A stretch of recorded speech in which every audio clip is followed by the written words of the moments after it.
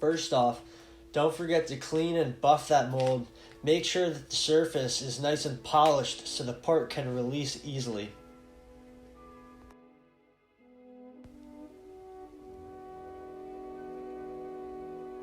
I start by applying a release agent.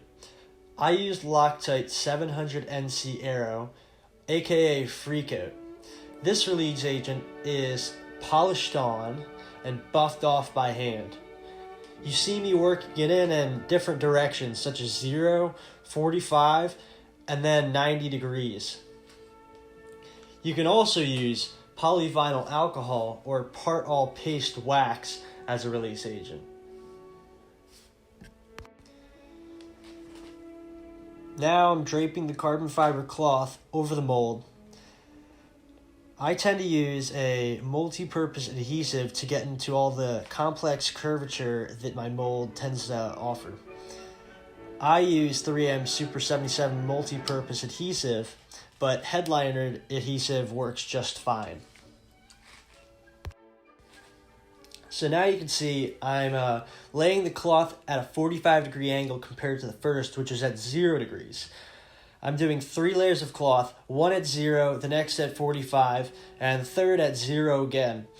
I'm trying to make my panels as thin as possible and as light as possible to shed all the weight I can. This panel will only come out to be 3/4 of a millimeter thick.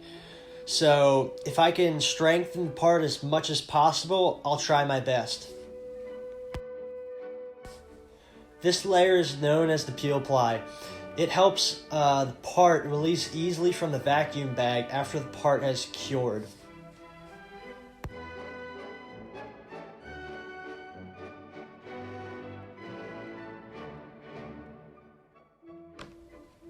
The next layer is the flow media.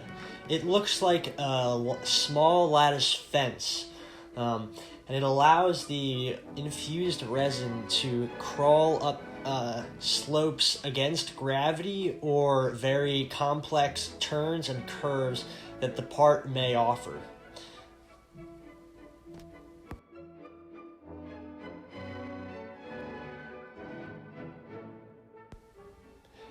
As I finish up the flow media, I start to move on to the plumbing. The spiral tubing is quite nice and helps to distribute the resin across the part really evenly. I use it on the edges and I pull across the center of the part.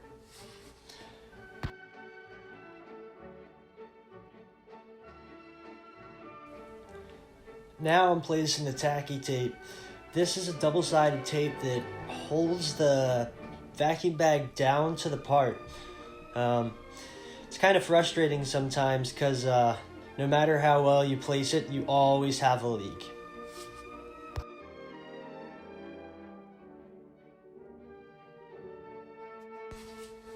Alright, so now I'm placing the vacuum bag on the mold.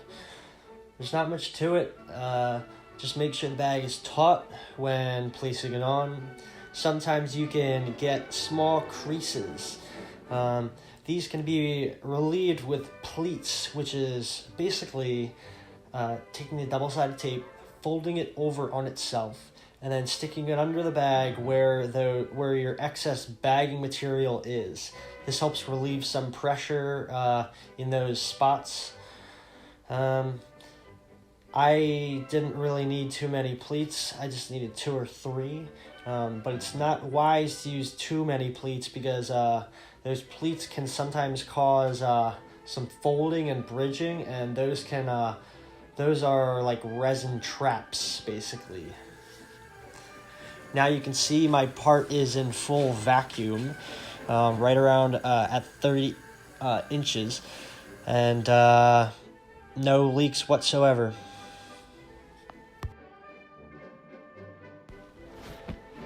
Okay, and away we go. As you can see, the resin is aided by gravity on this first plane. Once it hits the bottom, it tended to slow down.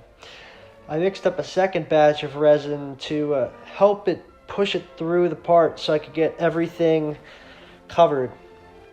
I wanted a 45% resin to fiber ratio, and I initially mixed up 607 grams.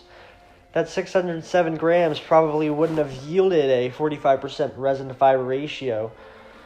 It probably would have resulted in something quite leaner with like a 30%.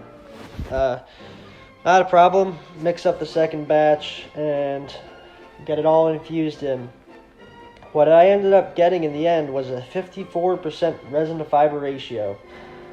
It's not a problem. I can sand away some of the excess resin on the outside of the trunk and then have a smooth surface to prime and paint. So here's the cured part, and I'm pulling it out of the mold.